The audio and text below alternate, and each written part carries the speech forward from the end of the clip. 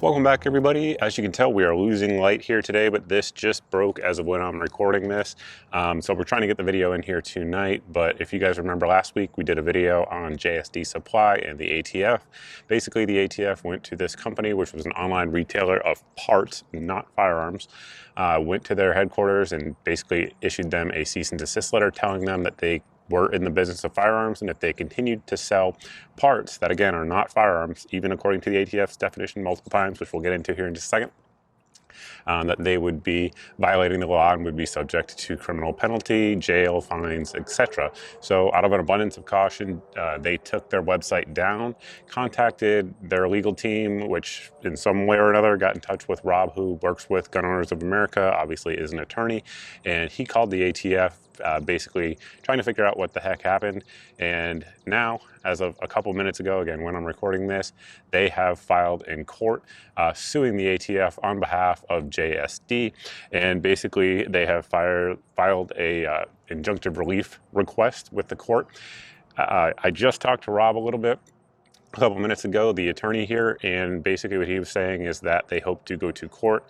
As of when I'm recording this is Thursday. They hope to go to court at the beginning of next week, and hopefully within a couple of days have the right result, being that the ATF is found violating law, or at least trying to make up law, and that JSD will be able to resume selling parts.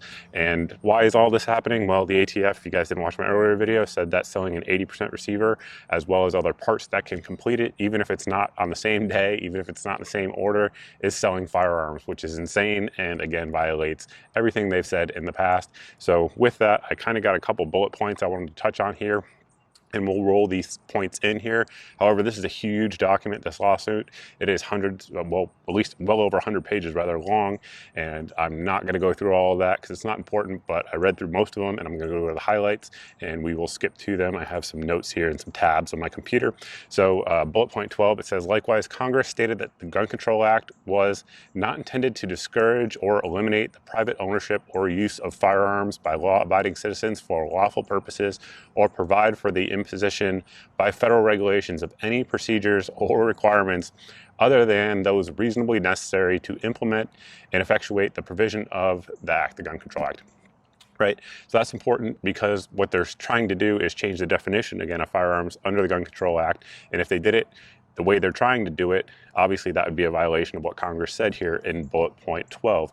Additionally, it goes on to say the Gun Control Act established the definition of a firearm for the purposes of federal firearm law and regulations to mean any weapon, including a starter gun, which will or is designated to or may readily be converted to expel a projectile by the action of an explosive, the frame or receiver of such a weapon, any firearm muffler or silencer, or any destructive device. So obviously that is the definition of a firearm. That is the actual law, not what the ATF likes to say in their little interpretation letters. It has been defendant ATF's long-standing position that receiver blanks that do not meet the definition of a firearm are not subject to regulation under the Gun Control Act. That's absolutely true. It has always been their stated, belief that that is how the law applies to them. Now they're trying to change it. And I should also add, in this document, I don't know if there's anywhere I can link it to. I definitely can't upload at the end of the video. That would be insane. It's a gigantic document. But if there's anywhere I can link it to, I will link to it down below in the video description so you guys can check it out, because they include tons of letters from the ATF themselves saying that these are not firearms. The next point we want to go to is number 22. 22 says, importantly, ATF has specifically and repeatedly determined that the quote-unquote 80% frames and receivers which the plaintiff sells are not firearms under the GCA, Gun Control Act, and thus are entirely unregulated by the ATF. Again, that's absolutely true. They have repeatedly said it over and over again. And again, this document that I'm reading from, which is the actual document that will be presented in court, has multiple examples of that. Next point, bullet point 25. We're almost done. I got 2 more to go. However, beginning in December of 2018, without any change to the underlying regulation, let alone any change to the statute by Congress, and without issuing any public-facing guidance on the topic, ATF began to implement a series of secret and unannounced policy changes regarding the sale of 80% frames and receivers, the tools used to manufacture them, and the firearm parts used in the assembly process. So that really is when it started to change. If you guys are longtime viewers here, you've seen me do videos on these violations over and over again, and it seems that nothing has stopped them. That said, there's a bunch of lawsuits that are already in place about their upcoming new rule and definition, which takes place, or is supposed to take place anyway, in August of this year. That's a video for another day. ATF's issuance of a cease and desist order to plaintiff represents the most recent iteration of the ATF's secret, unannounced policy changes about 80% frames and receivers, and in fact, ATF's policy, as represented to plaintiff, has continued to evolve even as it now presses its new position against this single retailer.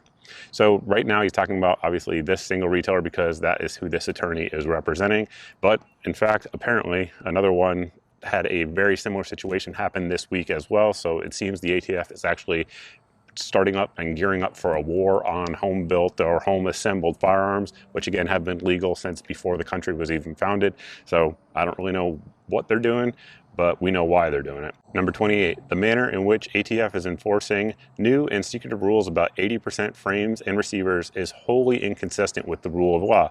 This is key. On the contrary, a designation by an unnamed official using unspecified criteria that is put in a desk drawer, taken out only for use at a criminal trial, and immune from any evaluation by the judiciary is a sort of tactic usually associated with totalitarian regimes. It cites the Supreme Court case that went before and that ruling was issued in.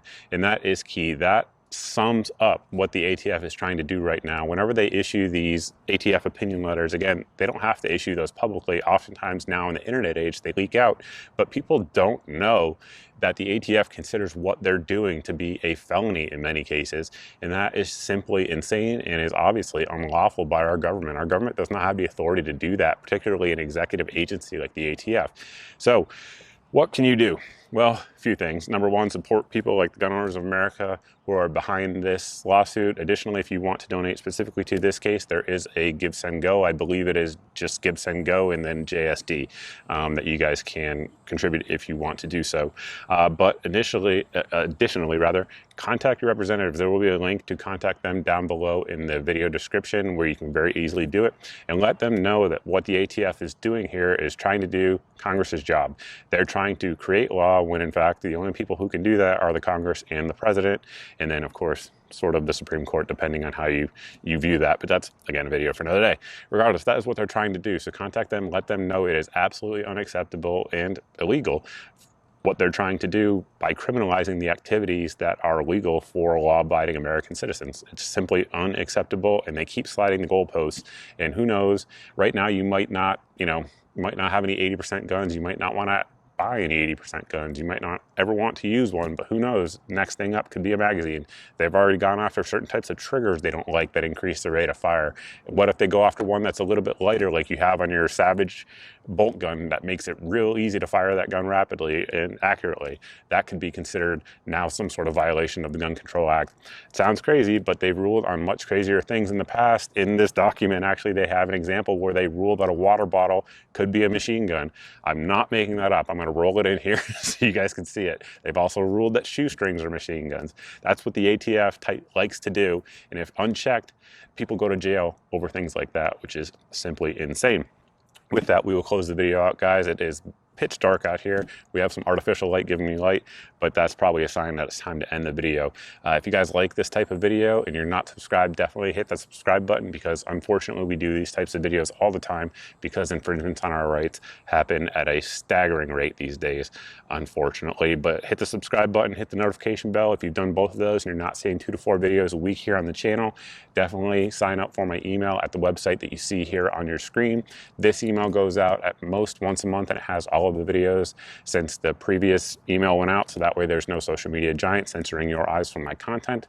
And additionally, if you guys are into guns and gear like most of you probably are out there, we have a daily deals email that goes out, as the name indicates, daily, and will probably go out about right after whenever you see this video, because I'm working on this video tonight, gonna get it uploaded and then send the email out. So it has 6 or 7 of the best deals on the internet on the types of things that we like, and I do all of the looking for you. So that way, if it's in the email, it's the cheapest that I know of anywhere on the internet. So it saves you guys some time and hopefully saves you some money as well.